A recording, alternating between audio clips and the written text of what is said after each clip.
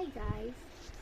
સો આજે મેં મારી ફ્રેન્ડ સાથે વાત કરતી હતી એન્ડ ત્યારે મને એક વસ્તુ રિયલાઇઝ થઈ કે આપણા ઘણા ખરા લોકોના મગજમાં કોન્સેપ્ટ જ કેટલું ગલત બેસેલું છે કે આપણે ભગવાનને કહીએ કે ભગવાન આપણી મદદ કરો એન્ડ આપણા લાઈફમાં હજી પ્રોબ્લેમ્સ આવવા લાગે એવું આપણને લાગે. સો તમારા હિસાબે મદદ કરે એટલે કઈ રીતે મદદ કરે તે મારા સાથે તમે કમેન્ટ્સમાં શેર કરજો. કારણ કે મને એવું લાગે કે જ્યારે આપણે એમને કહીએ કે મને તમે હિંમત આપો તો તે આપણા લાઈફમાં એવી સિચ્યુએશન્સ લાવે હજી કે જેમાં આપણે હિંમત દેખાડવી પડે એન્ડ આપણે અગર તે વસ્તુથી પાર થઈ ગયા તો મતલબ આપણે જે માંગેલું હતું તે આપણું પૂરું થઈ ગયું. બટ આપણે બેસીને ઉપરવાળાને કોસ્યા કરી કે મેં તને શું કીધેલું હતું, તું મને હજી પ્રોબ્લેમ્સ આપે છે.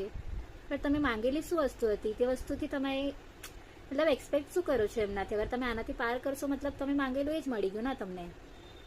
સો મેં મારી ફ્રેન્ડને બી આજે એ જ સમજાવતી હતી કે આપણે જે માંગીએ તે વસ્તુ તે ડાયરેક્ટલી આપણને નહીં આપે બટ તે વસ્તુ આપણને ઇનડાયરેક્ટલી મળે અને તે આપણે સમજવા જોઈએ.